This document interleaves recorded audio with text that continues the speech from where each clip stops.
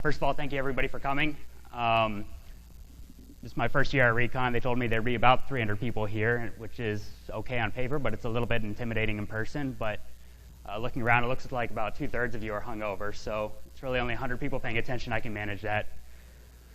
What I want to talk to you about today is a relatively new concept that I call dynamic binary visualization. And this is a bold statement to make in front of a bunch of really talented reverse engineers, but I really view this as the future of reverse engineering, and I'll let you decide whether or not that's accurate at the end of the presentation. So let's go ahead and dive into some stuff. I've got to go through the background slides first. It's kind of boring, but my name is Domas. I'm an embedded systems engineer, part of the cyber innovation unit at a company called the Battelle Memorial Institute. Now, for whatever reason, a lot of people haven't heard of Battelle, but we are the world's largest nonprofit research and development institution, and we also manage a lot of the United States' leading national labs, so it's a pretty cool place to work. I don't want to be a shill for my company, but I do enjoy what I do, and hopefully you'll see a little bit of the kinds of things we do and be excited as well.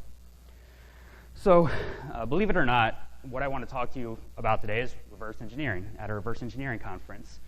But specifically, I want to talk to you about reverse engineering as a type of information analysis, and what I mean by that is we're given a giant binary blob, a huge chunk of information, and we need to decide what is this and what does it do? So when we look at RE through this lens, I think we always come across two ever-present issues, one of which is how do we conceptualize binary information? In other words, how do we make sense of what we're looking at? Obviously, our brains can't hold a gigabyte of ones and zeros, so how do we represent that information in our mind? And then how do we use our representation of that information to further our analysis and understand what's actually going on? So when we look at these two issues, I feel like there's two big problems that come up in the way that we do reverse engineering today. Can you just change the resolution for just the recording? Yeah. Something standard. Please tell me. What's it look like now?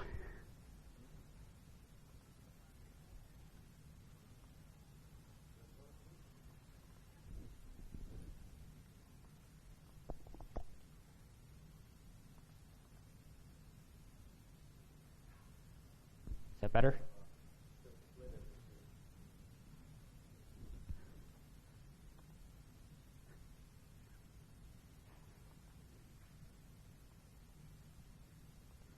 I think that's what it was.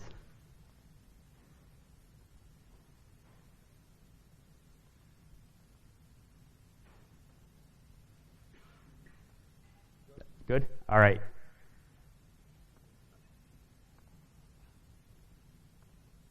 All right, something always goes wrong, but that's okay. Where was I? So when we look at reverse engineering from this perspective, I think there's two big issues that always come up. So with the first one, how we conceptualize information, I think brings up an issue that I sort of call the RE dichotomy. And what I mean by this is that we have two sort of polar opposite ways to conceptualize binary information. And it's sort of inevitable that we have to view information this way, but it's also sort of unfortunate. So in the first way, we have your traditional hexadecimal view, which I think is very flexible in that it doesn't tell us what this information actually represents. It's up to us to interpret the information, which means we're free to interpret it the way we want. So that flexibility is a big benefit of this view of information. It's also very exact, which is another big plus. There's no question that what I'm looking at here is exactly what the information is. The problem is it's also really, really complex to analyze information this way. So most of us tend towards the latter approach, which is something like a disassembly. This is a lot more rigid, unfortunately, in that there's not a lot of flexibility here. I can't really decide that this instruction here isn't a CLI instruction. It either is or it is not. And it's also governed by rules and grammars and other things that can fail us a lot, which are big problems, but it has a major benefit of being very succinct. It's really easy to look at information this way and understand exactly what's going on. So the problem I have with these isn't so much with either one. They both give us really good, really valuable information. The problem I have with these is that there's this huge chasm in between the two, and there's really nothing in there. We have no way to interpret information that's really somewhere between these two approaches. So that's the big problem I see with how we conceptualize binary information. The next issue I have is with really how we use that conceptualization. In other words, how do we answer what does this do or where's the vulnerability? How do we analyze that information? And I know a lot of guys who are really, really good at this part of RE. They can look at a layout of a function and tell you exactly what that function does without even looking at the instructions, just by the way the different nodes in the function are connected. Or I know other guys, I can hand them 100 pages of disassembly, and they can leaf through that in 5 minutes and point to the instruction that's vulnerable. The problem I have, although that's great talents to have, the problem I have with that is they often have a lot of trouble telling me exactly how they come to their conclusions. And I think the reason for that is that right now, reverse engineering is very much an art, which I think is sort of unfortunate because it's been around long enough. We should be able to make it into a science. So these are the two big things I want to address. I want to address this gap in our analysis methods, and I want to change RE from an art into a science. And these are pretty ambitious goals, but I think we can do this with the tools that we have available. And the two main things I want to use for this are a concept called visual reverse engineering, and this is going to address the way that we conceptualize binary information. And we can also use statistical exploration to address the other issue, the issue of how we use or how we further our analysis with our conceptualization. Now, the statistical exploration side of things is kind of dry unless you're really, really into math. So I don't want to bog down in statistics and formulas. So I'm really not going to get into that side of things. I'll show you a little bit of what we can do with statistics, but if you really want to know the formula and the algorithms behind things, talk to me afterwards. What I really want to focus on is the part most people find more interesting, and the part that raises some eyebrows because it also causes a lot of skepticism. I want to address the issue of visual RE today to see how we can conceptualize binary information a better way. The fundamental idea we're going to address here, or we're going to approach here, is we can take a computationally difficult task, like conceptualizing 10 billion ones and zeros, and we can translate that into a problem our brains do better. So obviously our brains are not designed to handle binary information. What our brains are very good at is handling visual information. We've got incredibly powerful visual cortexes. So what we want to do is translate binary information into something we're really good at. In other words, we're going to find a way to traverse 100,000 pages of hexadecimal garbage in 20 seconds and understand exactly what is in that information as if we had just poured through it by hand. What we're really getting at is that if we can fundamentally change the way we process binary information, we can find entirely new and unexpected ways of making sense of it. So if you've never stared at a hex dump for 30 hours, you might be wondering, why bother? Well, there's a lot of reasons that I don't have time to enumerate, but the two biggest ones, I think, is that right now, all our RE tools seem to share a common flaw, and that's they are completely dependent on having a known structure. The issue with that is that information is evolving faster than our tools can keep up with. So every day there's a new file format, a new instruction set, something new that all our tools need to be able to adapt to just to keep up with the pace of things, and we really can't sustain that. The other big problem has to do with not the way information is evolving, but the way it's growing, and this is sort of colloquially called Gates's law. He summarizes that software is growing slower, or is getting slower more rapidly than hardware is becoming faster. It's sort of the counter to Moore's law. It says that basically if processor speed is doubling every 18 months, software is becoming that much slower. It's doubling in slowness every 18 months. And what that really means is if processors are executing more and more, or able to execute instructions faster, they're also executing larger quantities of instructions, which means we're processing more information than ever before. So information that we need to process and that we need to RE is growing exponentially. The ability of our tools to process that information and help us isn't growing at the same pace. So this is not a sustainable path that we are on. We really need to find a new way to analyze information. So I started looking at what was available out there, who had looked at this problem, and I was sort of shocked by the lack of research that had been done here. Really, I'd only found two guys who had addressed this in any sort of depth. One, his name is Greg Conti, and the other's name is Aldo Cortesi. So I wanted to briefly look at some of the work they had done because both of these are really brilliant guys. So I wanted to start with Conti's work. He gave a presentation at Black Hat in 2010 that to date is the best Black Hat presentation I've ever seen. And it wasn't his style of presenting. It wasn't really anything that profound. It was just this really simple idea that had huge implications. So I want to look at Conti's work first. He had this idea, and he posited that even in unstructured data, there's some kind of structure. We just don't know what it is. And he suggested that barring any other information about what structures in data, we can assume that sequential bytes have some sort of implicit relationship. So Conti's dilemma was, how can we understand this implicit relationship if we have no idea what it is? He came up with a really simple, really profound solution.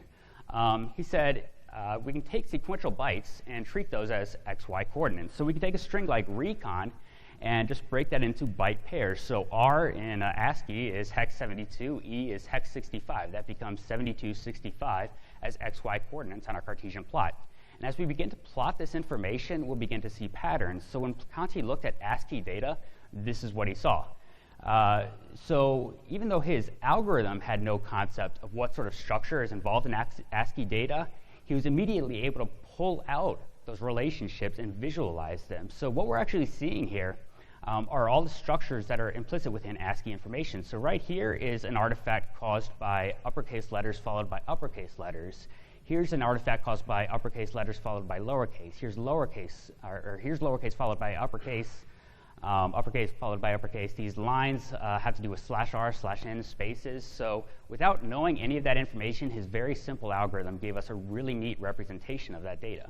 And what he found is that no matter what type of information he looked at, he came up with unique visual patterns that let him understand what type of information was there. So images, audio, anything you looked at with his simple system had neat patterns associated with it. So that was Conti's basic idea. Next, I wanted to look at Cortesi's work. And I had to crop most of Cortesi's slides for the sake of brevity, but he had this neat idea that we could use a fractal called the Hilbert curve to present information in a more meaningful way. What he found is that when we map data to a Hilbert curve before presenting it to the user, we preserve more information. Most importantly, we preserve locality information, which lets us pull out small pieces of information that we wouldn't be able to otherwise see. So what I have here are two screenshots from Cortesi's website, where on the left he's laid out data and shaded it in a very basic fashion, just left to right, top down, what he calls a zigzag pattern. So this is the most intuitive way to lay out data. The problem is it loses that locality information. So by going through the Hilbert transform first, that's what he's showing on the right, the same data set through a Hilbert transform, you're all of a sudden able to see structure that you wouldn't be able to see with a traditional view. So things like this tiny little square here has to do with a discrete structure within this data set that you can't even identify with a more traditional approach. So Cortesi's interesting idea was to put data through these transformations before visualizing them in order to get more information out of them.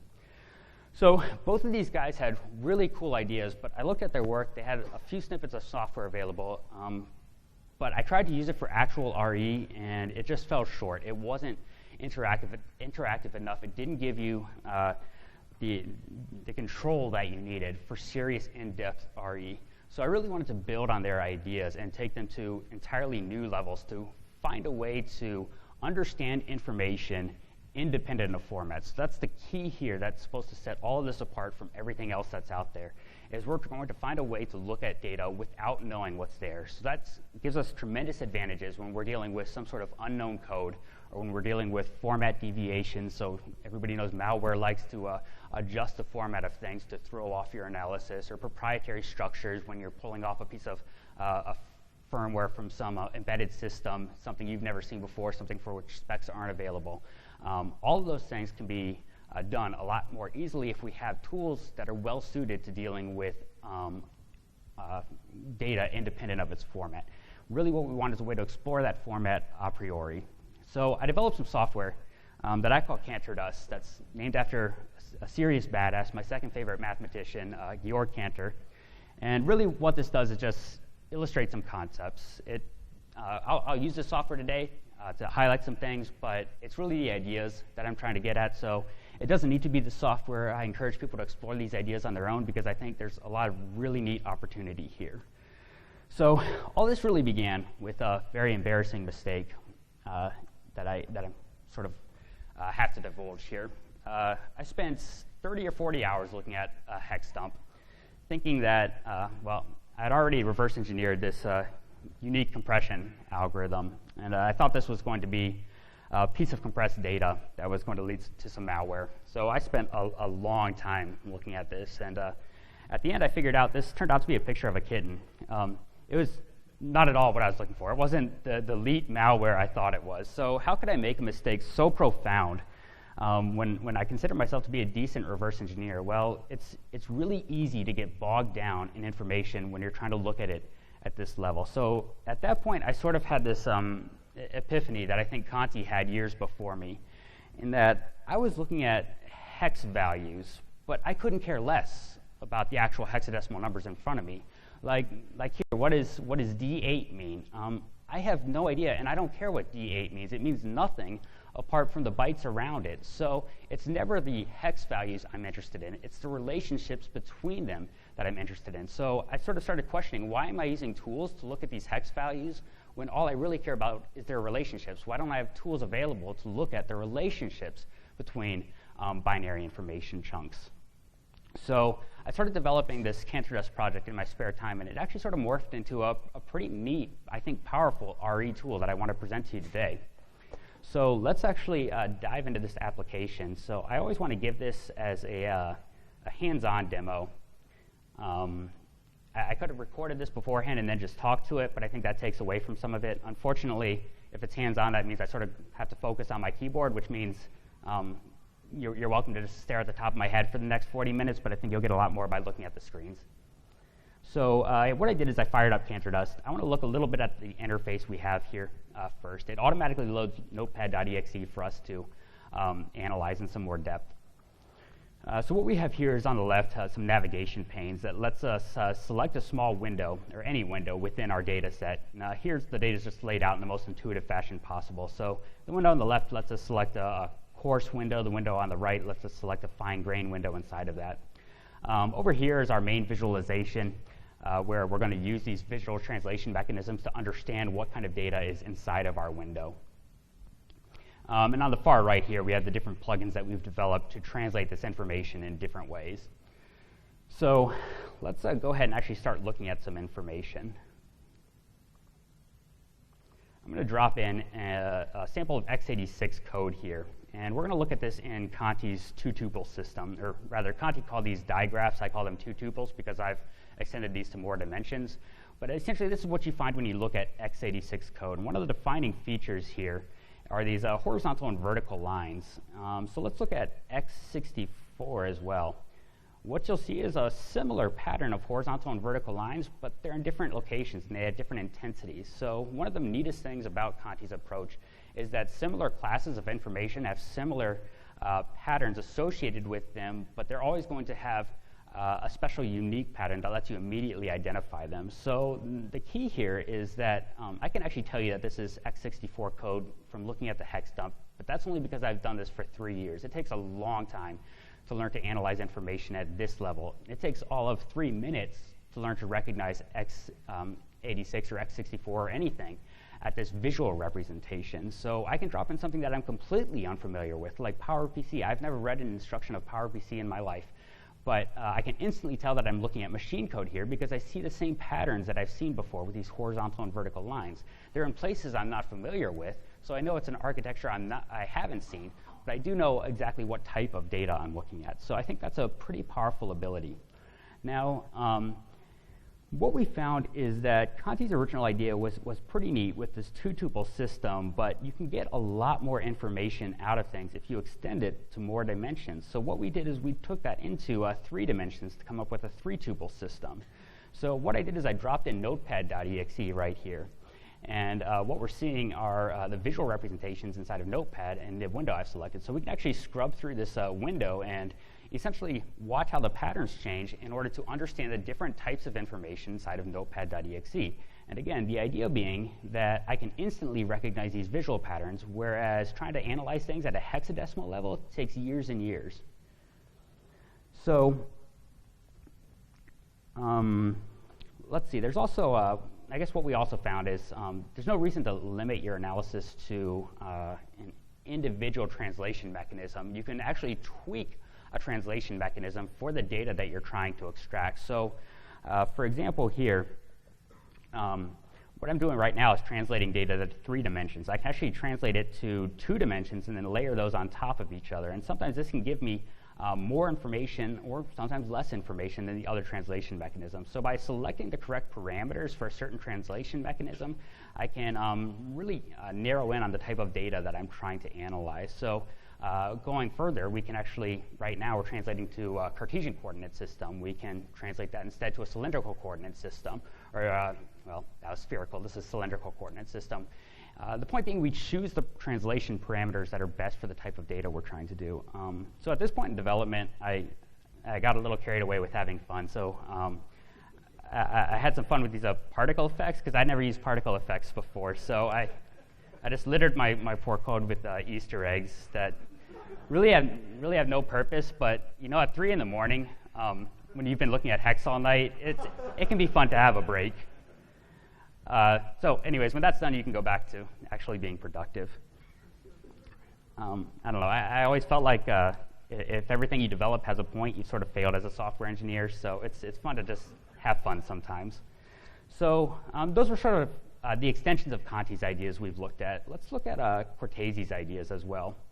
So Cortesi had this idea of the Hilbert transformation, and what we're looking at specifically here is a visualization of a metric, of an entropy metric translated through the Hilbert curve.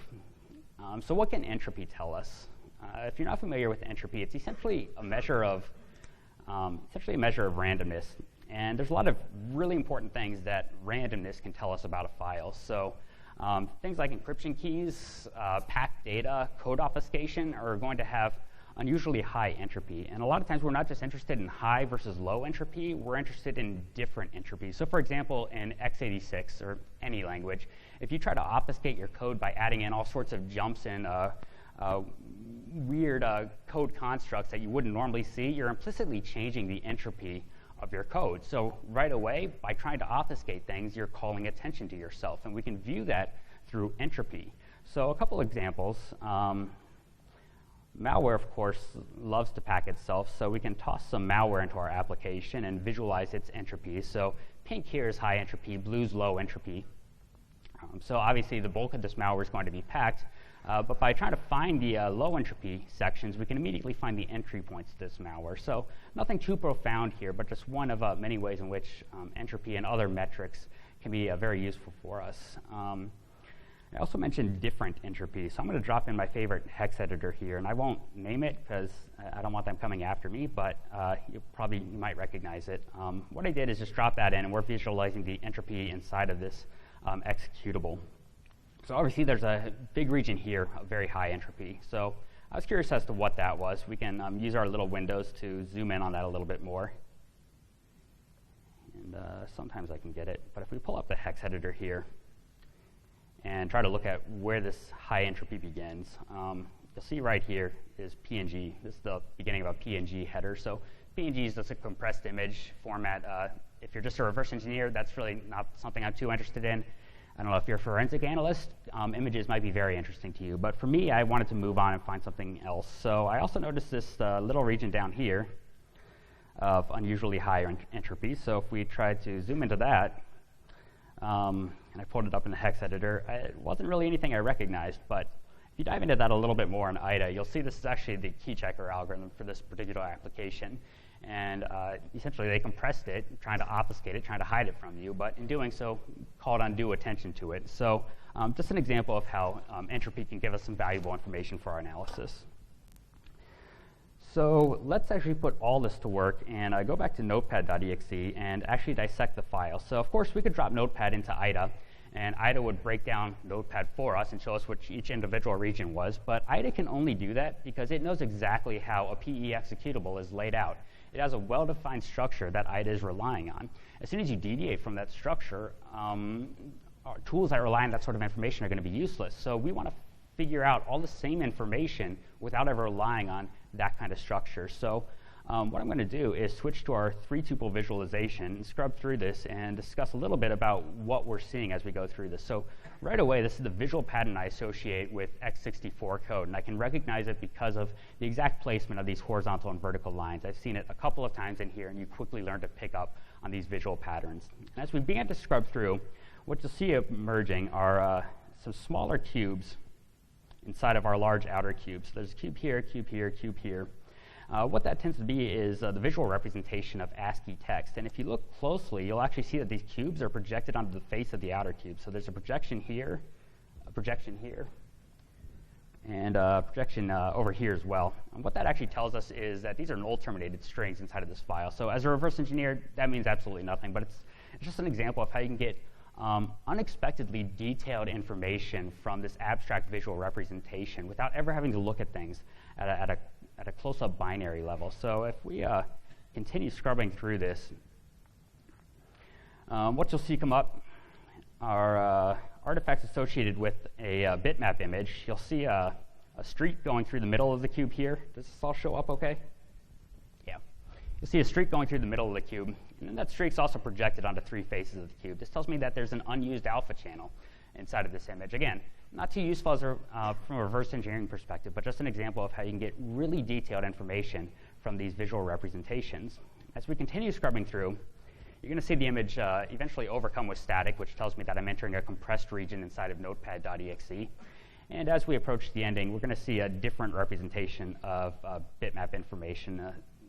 And this time it happens to be the icons within the file, which you can almost see appearing over on this side over here. But we can dig down a little bit more depth. So one of the things I wanted to look at was this region here, which we decided was some sort of bitmap image. So you can actually use your feedback from one visual representation to assist in your analysis with another. So we can pull up our metric map here and adjust some of the parameters for how this is laid out in order to pull out the image inside of that region that we're looking at. So if we do that, we can see that, let's see. We can see that it's actually the genuine Windows logo sitting inside of notepad.exe, which doesn't even appear in the application, but in typical Microsoft fashion, that bloats 10% of their software. So the neat thing here is our application has no idea how to render a bitmap image. It doesn't know what a bitmap image is because it has no concept of format. But by changing the way we translate that information into images, we can pull out some of these details. So that's sort of a basic use case of how we can use these types of things to pull out the information that we're interested in. So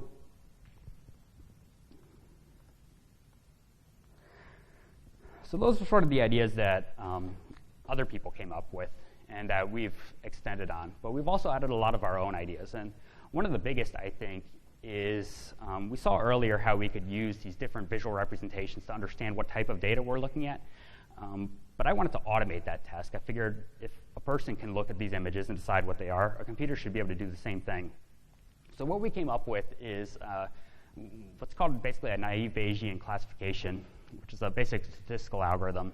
And we form these n-gram models, which are chunks of n bytes. And we throw all this stuff into a model, do this Bayesian classification algorithm on it to classify all the data within the information that I've given the application. What we can do at that point is take any other piece of information and ask our application what looks like this. So for example, I can toss in notepad.exe, not knowing where the x86 is, I can find x86 from some other file and say what looks like x86 inside of notepad.exe, and it will highlight the regions that look like x86 based on this Bayesian classification algorithm. So for x86, that's not too useful, but for some other things, that becomes really important and a really valuable technique. So for example, with customer proprietary formats, something you're not familiar with, something your current tools can't process, as long as you can find one sample of that to give the application, it can pull out that information for you. Or unique instruction sets. Malware loves to invent its own instruction sets. Well, if you've never sat in IDA for hours and hours just trying to differentiate between code and data, you might not really appreciate how difficult that can be without a definition for the instruction set. But with this type of algorithm, all we need to do is find some instructions that we know of, and even without defining how those instructions are generated, we can give that to our application. It will find statistically what else looks like these instructions. And we're not quite to the last part yet of identifying code and data features, but that's where we're headed with this. So for example, I have a giant block of x86, and I want to know where are the encryption algorithms in here. Well, encryption is going to have a certain statistical signature. It's going to have a higher density of some instructions than others, and we can automatically identify those changes inside of our model in order to pull out that type of information from the code I give it. So I can find one encryption algorithm and say what else looks like encryption algorithms in here, pull that information out. So this is a really neat tool that we'll see in action in a little bit. I also came up with this idea that I call probabilistic parsing. So the issue here is that parsing gives you valuable information about a file, but it relies on knowledge of an instruction format, and I didn't want my software to know anything about any specific format. I didn't want it to be dependent on that sort of thing. So I wanted to find a new way to parse information. So in conventional parsing, there's two main approaches. There's recursive descent parsing, which is what IDA uses. You give it a starting point. It sort of follows the path of execution. If there's a call made, it follows that call. If there's a jump, it follows that jump, and it parses in that fashion. Then there's linear sweep parsing, which is something more like objdump, which basically starts at the beginning and it just goes through in a linear fashion. It doesn't care where execution branches to. It just moves to the next linear instruction. So both of these methods have their pros and cons, but both of them have one serious con, and that's that they rely on a complete definition of that instructions grammar. So we came up with a way through statistics to identify some of the same basic features. So what you're looking at here in this screen is essentially a call graph from an application that I gave our software, and our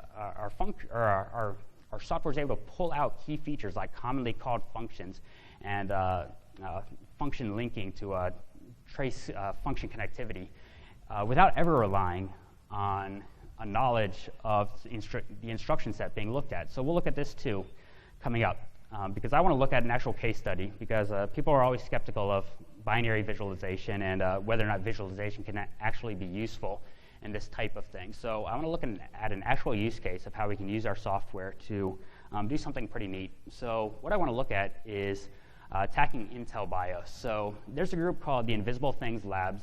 If you're not familiar with them, it's just a small group of researchers. I think it's 3 guys and a girl.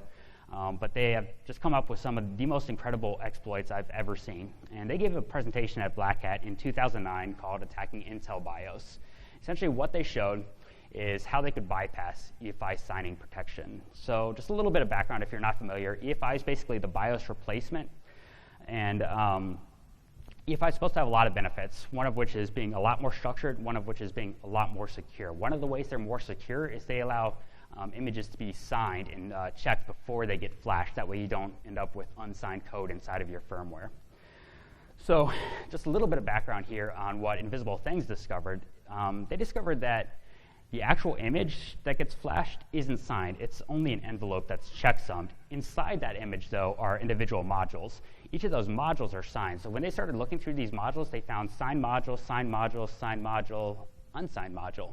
So the obvious question is, why would you have an unsigned module if you're going for security?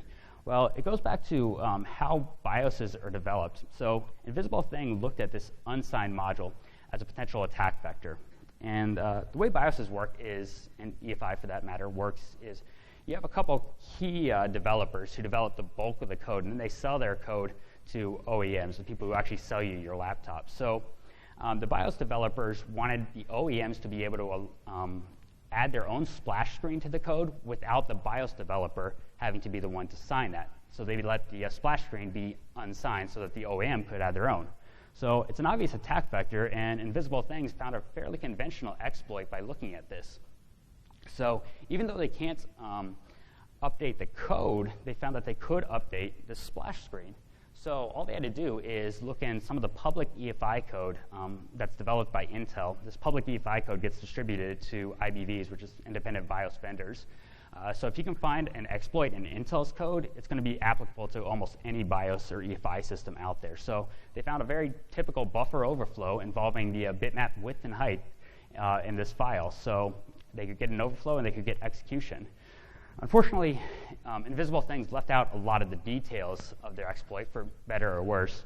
And one of the things they left out is that no one is really EFI right now. BIOS vendors have a lot of legacy code that they're not willing to give up. So they gradually adapt that code to more and more fit in with the EFI structure. But what that means from our perspective, for somebody trying to actually implement this exploit, is we're not dealing with well-structured EFI like we'd like to be. We're dealing with very, very unstructured BIOS. It means there's a lot more headache, but it also means there's a unique opportunity to use our tool here because our tool is perfectly suited for unstructured data. So invisible things covered the actual exploit. I don't care about that part anymore.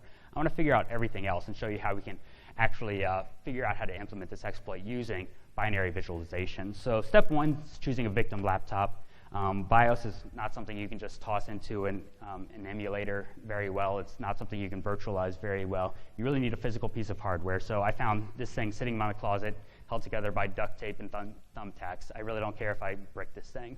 So first step is going to be choose that and grab a BIOS update from the vendor's website. So once you download the BIOS update, it's just an exe. So quick RE, you can extract the firmware image. What you see when you open up this exe is a bunch of strange little strings here. They're basically their attempt at obfuscation to hide the command line arguments for this. So specifically, you come across a string, and when you subtract 1 from each of these characters, you end up with write ROM file. So you just run this executable with the write ROM file flag, and all of a sudden it dumps out a binary image, which is actually what will get physically flashed onto your system's firmware. So some quick image RE. I'm going to pull this up in IDA so that we can actually do this interactively.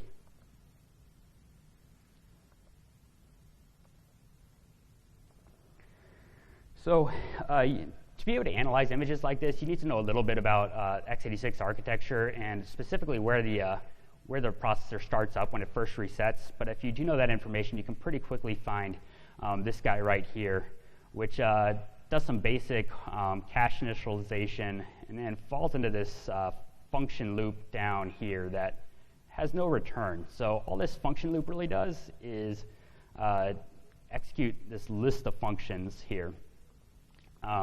Most of these aren't too interesting. They're just hardware initialization things, but I was particularly interested in the very last function here because since this loop doesn't return, this last function must hand off functionality to something. So if we look in here in a little bit more depth, what you'll find is custom decompression routines. So this little algorithm they have here is not like anything else that exists anywhere else. So it's not something you can just throw your conventional tools at.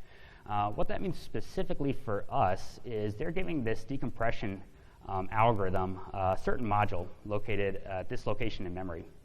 And again, the problem here is this is an entirely custom module. It has no standard headers. It has no standard format. It has nothing that your common tools are going to be able to analyze.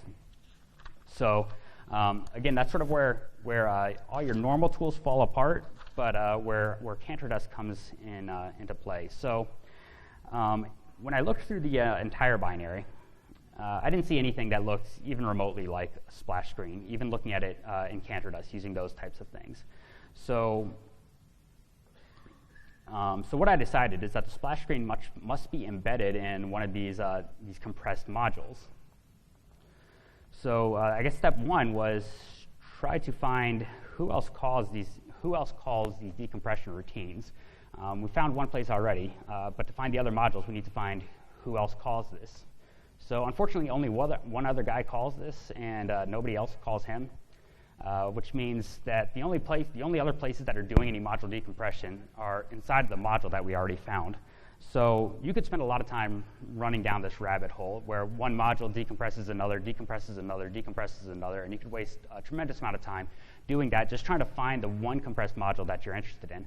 But this is the perfect opportunity to use some of the algorithms we talked about earlier, where what I'm going to do is pull our IDA database into our application here. And we're going to use the Bayesian classification algorithm I talked about. So what I did is I took the one module we already found, cropped that out, and fed that as a template into our software. And what I'm going to say is find other stuff that matches the patterns that we're seeing there. And it's going to essentially try to analyze this entire file here and pull out the other modules for us. So it just finished its analysis. I found a lot of interesting things. I found some x86 over here, some x86 here. I think somewhere here is going to be the x86 we were already looking at. I found some unknown compressed item here, some ASCII here. Most importantly, here's the module that we gave it, and it says well, here's something that looks like that module, here's something that looks like that module, and here's something that looks like that module. So obviously, here's a giant chunk that look like that. It's either one giant module or it's an entire set of modules. So that's what I wanted to focus on now that our statistics was able to find that for us. So I wanted to figure out where this thing began. So we can zoom in on this in a little bit more depth.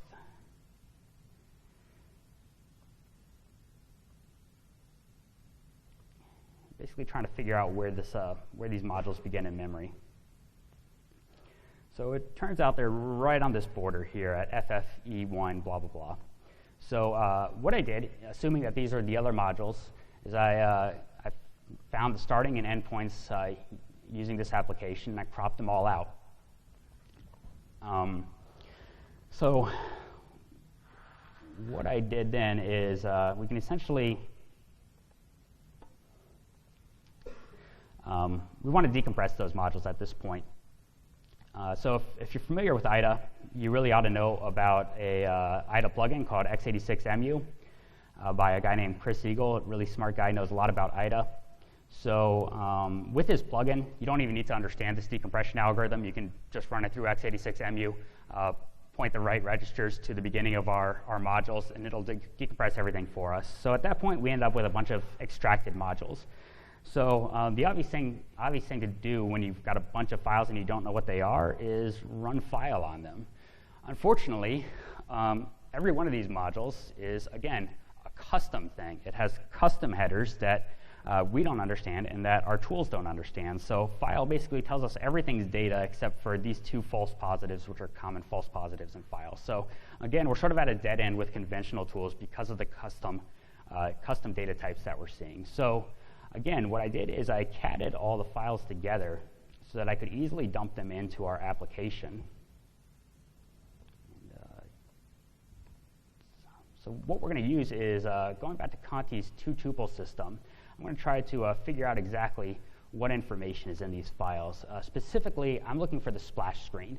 So I'm going to look for a visual signature that I've seen before, something I associate with images. So as we scrub through this, and hopefully I'll be able to catch it because it does go fairly fast. We're basically going to see a visual representation of all the different data types that are within this set of files.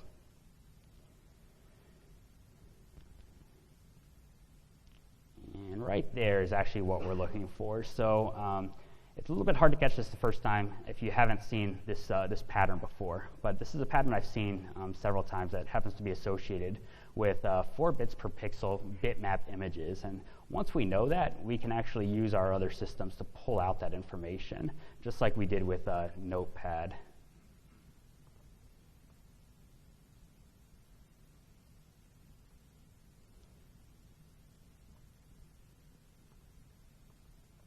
So right there we can see the Dell splash screen. So in a matter of almost no time at all, we found the splash screen that could have been incredibly difficult to find with conventional reverse engineering methods. So at this point, it's fairly easy to repackage that module with our own screen. But before we do that, to look at going back to the original exploit idea, this turned out to be mod E. So if we drop mod E into a conventional hex editor and sort of look through this, what you'll fairly quickly find is that this actually follows the bitmap file format. So why didn't our conventional tools tell us that this was a bitmap? Well, it turns out that they stripped the bitmap header, the bitmap signature. The bitmap signature is just the characters BM at the beginning of a file. So if we just take our same file and add those exact characters back in, all of a sudden all of our conventional tools start working again. So O10 can instantly break this file apart because it understands the format of a bitmap file. And in particular, it can give us the width and height that we were particularly interested in for this, this particular exploit. So by modifying these values is how we'll get the code execution we were looking for. I didn't really care about that part so much. I just wanted to repackage this thing with my own splash screen. So we can repackage this and try to reflash it, but something comes up. It doesn't work. And we already discussed that the modules are signed, the bitmap's not signed, so it shouldn't be a signing issue. What it goes back to is that envelope issue. All the modules, all the signed and unsigned modules exist in a checksummed envelope. we need to fix the checksum if we've changed one of these modules. So next task is going to be find the checksum routines within this image, which is, again, not too easy, but what I decided is I didn't see any checksum routines in the initial firmware image that we dumped out. It was all hardware initialization stuff. All it did was call a bunch of hardware initialization routines, decompress this module, and then jump to that module. So I got to assume that the checksum check is going to occur fairly early on. So I really started my analysis with that first extract module, which is this ROM3B here. So let's pull that guy up in IDA. So once again, we load this into IDA, and IDA can't tell us the first thing about this file because IDA has never seen anything like this before. So again, our best tools are fairly useless in this situation. So what I want to do is pull this into cantor.dust again and see what we can find. Here's where I'm going to rely on the statistical parsing method that we discussed earlier. What this is going to let us do is essentially visualize function calls within this file without ever having to parse the thing. So I can change my window to any location and see what the function calls within that location look like. Now, unfortunately, when I'm starting out, I really have no idea where anything is or where what I'm looking for exists. So I need to select the entire thing from my window. And I'm actually going to crank up the number of nodes here so that I can get more information inside of my function graph. And what this is essentially now a 3D representation of all the function calls made within this module. What I'm looking for are the functions, well, if I have nowhere else to begin, I'm looking for what gets called the most, which is what it's shading for me right now. So what our software determined is that statistically speaking, there's almost certainly a function right here that's called more than any other function. So if we go back to that location in IDA, just as statistics told us without knowing anything about x86, there is in fact a function here. And I'm not going to walk through the reverse engineering of that function. It turned out to be nothing too interesting, just another function dispatch thing where it would just call another function for you. So the second most called function was this guy right here. So I wanted to look at that in a little bit more depth. And again, if we go there in IDA and create a function there, just as statistics thought, there is a function here. And if we dive into this guy, you'll see it accessing a series of characters. Here's space, percent, plus, minus, 0, 9, HCSXD. You might recognize these as placeholder tokens for a printf function. So D is decimal, X is hex, S is string, C is char. So this is essentially a printf function here, although if you look at it in a little bit more depth, it's not going out to your screen. It's actually going out to a port on your computer. So this isn't a printf that the user would ever see. It's a printf a developer would see, which tells me that this is actually a debug printf. So that is definitely something I was extremely interested in, and I wanted to investigate more. So if we do that, we can, here's the debug printf that we already identified. What I want to do now is, since there's so much garbage here, we want to crop this out, and I'm going to change this to a two-dimensional system now that we have isolated what we're interested in. So at this point, it's telling me the function called the most is, again, this printf. So I'm not so much interested in what's called the most. I'm interested in what's calling printf the most. So I'm going to change the way that I actually render these to shade it by who's calling printf the most. So what it shows here is that this function, again, statistically speaking, without knowing about x86, is almost certainly the function calling printf more than any other. So if we go there, just as expected, it is calling printf an awful lot, but it turns out this is really nothing interesting. So where to go next? Because all these other nodes are about the same size. So I didn't really have a good idea of where to progress, except that two sets of these stand out more than the others. Mostly this guy and this guy and this guy and this guy. These stand out more because these nodes are connected, which tells me not only does this node call printf, but one of its children calls printf as well. So because of that increase in complexity, that seemed like a logical place to begin further analysis. So if we pick one of these and go to that location in IDA, toss this guy up, this is boot B is going to be boot block flash recovery. Now, flash recovery algorithms are pretty neat things, but not really what I'm interested in right now. So I wanted to go to this other set of information here. if we go over here, I had already found this now that we've given it some starting points. This calls debug printf with validate RBU, that's remote BIOS update CRC. So that's what we're looking for, which we found almost immediately. And if you don't know anything about CRC algorithms, there's a lot of different types, which is why we really needed to find this rather than just update our module with some known CRC. We needed to figure out what CRC they were using. So this tells us right here, this is the offset within the binary image at which to place our CRC. Here we'll find CRC has some different magic numbers to start with. Here we find their magic number for their CRC that we're going to need to use to repackage our file. And here's their actual CRC algorithm. So at this point, we have everything we need to know to repackage this and adjust their flash screen and fully implement invisible things exploit. Again, I didn't care about their exploit. I just cared about getting to that splash screen. But just to sort of reiterate what we've done, we used, I'm about to die here. That's what happens when you're in a hurry. You don't plug things in.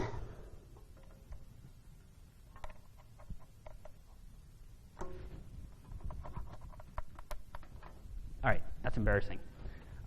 We used probabilistic parsing to find a couple of the key functions. Namely, we found a debug printf, which we could use to find the CRC checksum routines. Once we identify those, it's really easy to repackage our image and get our custom flash screen onto this thing. Unfortunately, I bricked this about 4 hours later on a different attack, so he's in the garbage pile now. But if you go to our website at some time soon, I'll post a video of a similar attack on a similar system. So with cantor.dust, this took me about 9 hours, most of which was spent in reverse engineering their custom compression routine. I told you could use x86mu to decompress modules, but at some point you need to recompress them, which means you need to understand their exact algorithm.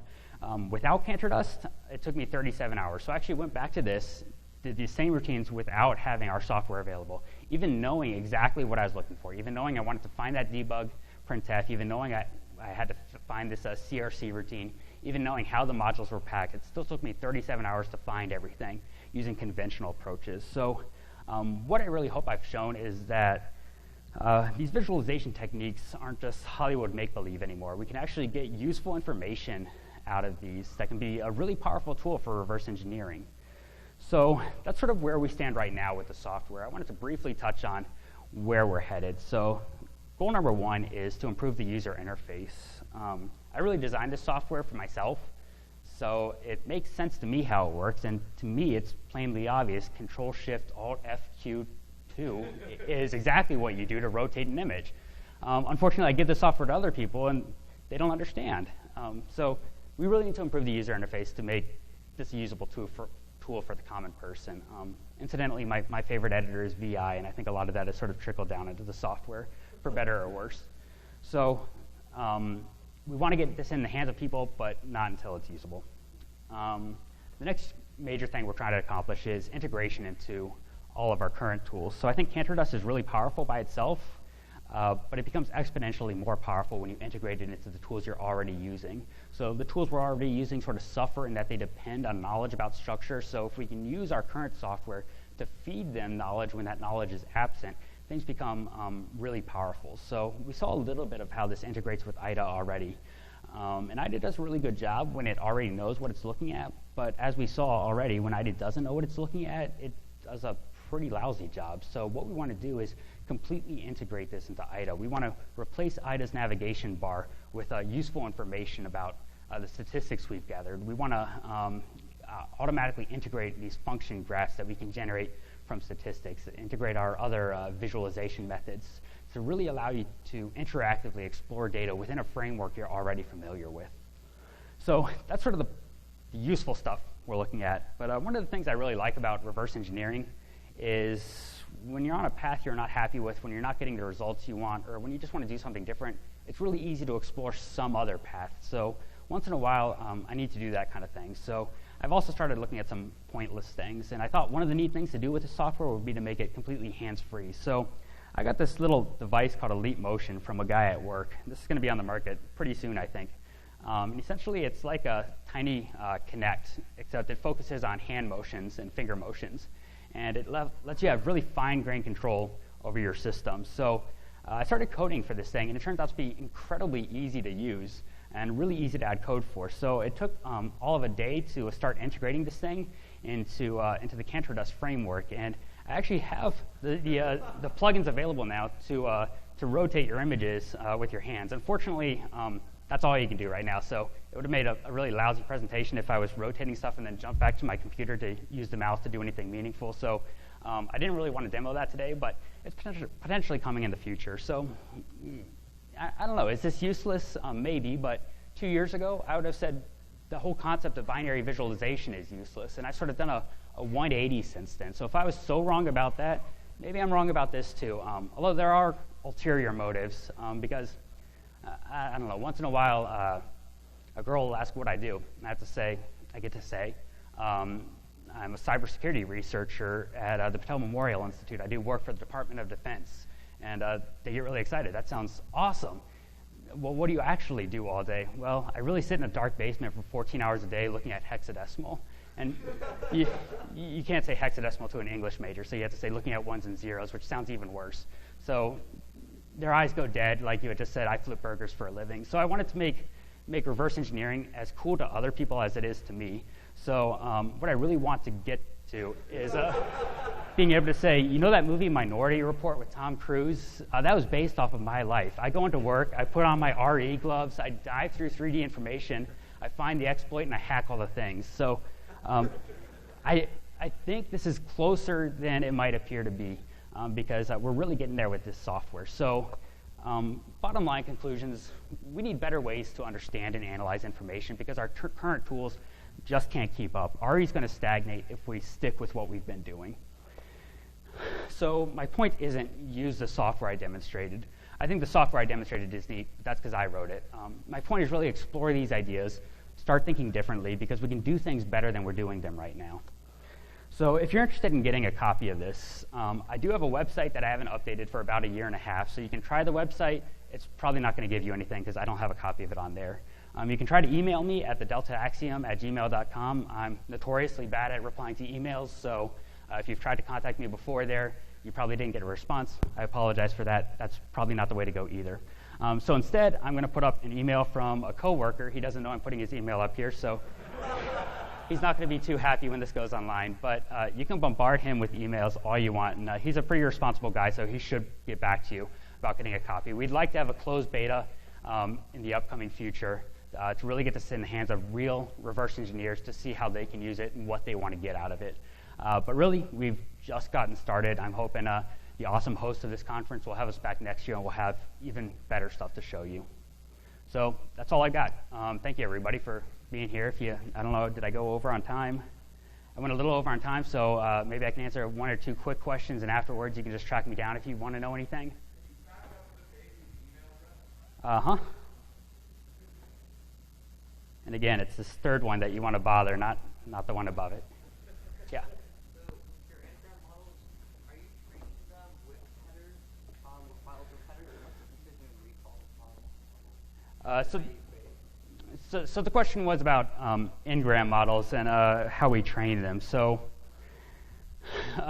it's a good question, one with sort of an ambiguous answer. We can train them with the headers attached. The headers tend to throw off your results. You want a pure sample of what you're giving it. The catch is that the whole point of the Ngram model is that you don't need to understand the data exactly. So I might not know where a header begins and ends. So as long as I can give it a sample of information where 95% is the type of information I'm after and there's only 5% junk, it does a pretty good job. We're still actively working on that portion of it, and there's a lot of room for improvement. Okay, have you thought about switching it out with like an SVM and other classification algorithms, or are you like gung-ho? Is there a reason you chose naive Bayes? The reason I chose naive Bayes is because it's easy. Yeah. So we have thought about other things. We haven't had time to research it in depth. But yeah, we'll be looking into that. It's a good question.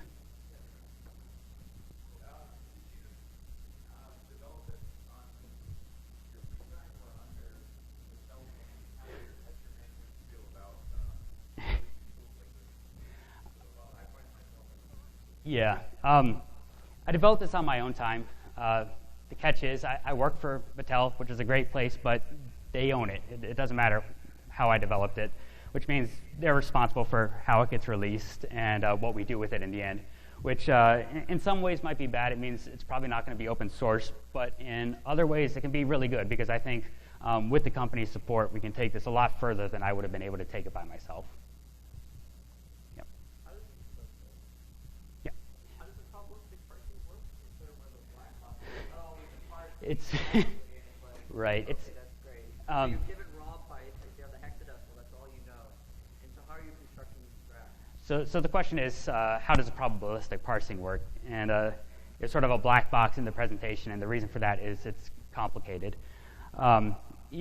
The general approach is we're sort of trying to exploit commonalities found in how almost every language makes function calls and jumps. And one of the approximations we can make is take any substring of bits from your data set and treat that as some kind of offset to some other location in the file.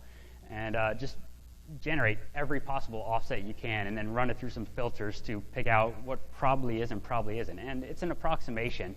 And as you saw in the demo, it's an approximation that works pretty well most of the time. But there are false positives. But in any disassembler, even a grammar dictated disassembly, there's going to be false positives. So You slide a window that you choose, and then you look at how much that window is occurring, and then you draw the edge. I'm just confused what the nodes are and what the edges are. So you come up with a. So the question is, what are the nodes and the edges in this probabilistic parsing? You come up with a set of edges based on these the binary strings that you're looking at, that you're interpreting as offsets. So you end up with this incredibly massive set of possible edges. You filter out based on frequency which ones occur the most often, which nodes are going to be pointed to the most often. Then you do have to take it through one more step where you refactor these edges into an actual graph, which I could spend another 3 days on. So, yeah. I did, which afterwards, when I presented this to my coworkers, they said, this stuff already exists, and I thought, oh, I wasted a lot of time. But it's sort of fun to do things yourself, and it's fun to explore that yourself. So yeah, all the graphics, everything else, I used XNA as my graphics framework, but the particle effects, the physics are all homegrown kind of things that are sort of specially adapted for this tool. All right, this will be the last one, and then anybody else can talk to me afterwards. So the question is, have I tried it on data that's not byte aligned? I have not. So we have my group at Patel is divided into sort of software guys and hardware guys. It's mostly the software guys who've been looking at this. And for us, we mostly deal with byte aligned data. Now the hardware guys who are pulling, pulling firmware off of ROMs, looking at raw bits of things, they're a lot more interested in the other side of things. I haven't had time to look at it, and I don't think they've had the interest. So the answer is no. All right, thanks everyone for coming. You can talk to me.